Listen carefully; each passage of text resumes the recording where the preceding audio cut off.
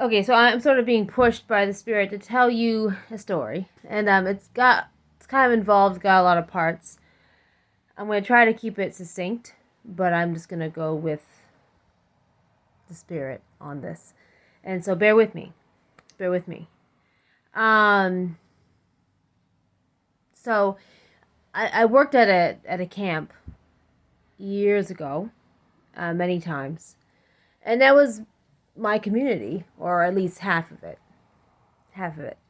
It's the secular part of the community that I grew up in. Two separate ones. The other half was the religious. So this camp was part of the secular, and was dominated by predominantly um, liberal Caucasian people, liberal white people, and anyway, here I was, traditional girl, traditional Asian girl, uh, in this white liberal secular community. So that's sort of the base background. Anyway, the story is that it was a summer. It was the summer. It was my last summer there. Actually, it was my last time ever working there, and I know now that it was a turning point because I felt very much that I was supposed to. I don't know. I had a future there in the community, and I was supposed to take on a directive role, and I was supposed to have a building leadership influence in that community, and it just went completely in the sewer. And the dominant reason for that is because of the modern Western attitudes of the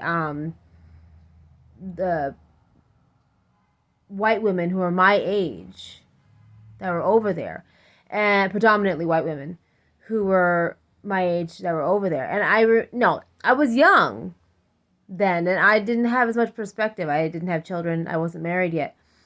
Um, and these women, these women, these women tried to like confront me, and they tried to be manipulative to my face.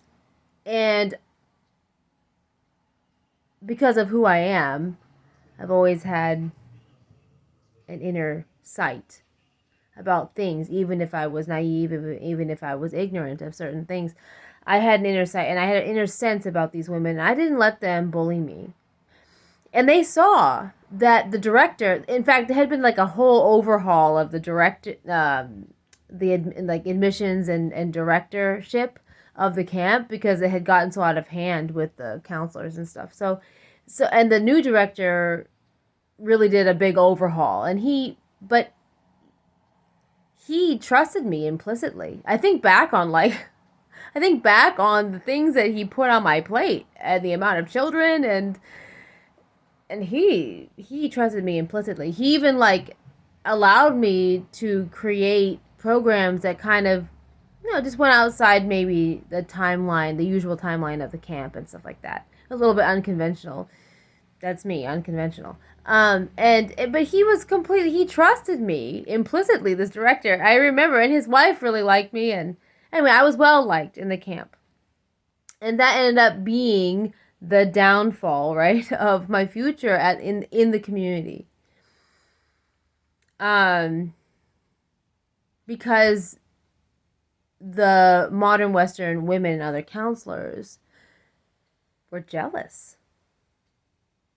They were jealous.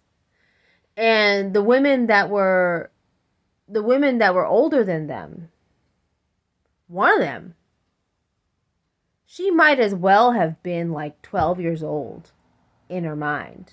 This woman was insane. I mean, to the point where she saw me, and the whole thing was just that she was prejudiced and that she was uncomfortable with my strength and my cultural background and stuff. She was just uncomfortable with it, right? But of course, she interpreted this. She enforce his interpretation on herself and tried to enforce it on me, that I was the problem and that I was unstable, and bought hook, line, and sinker into the most manipulative young woman at the camp. Let me just give you a little insight into, the older women did, they either weren't strong enough, or they were just blind themselves, or they were also jealous themselves.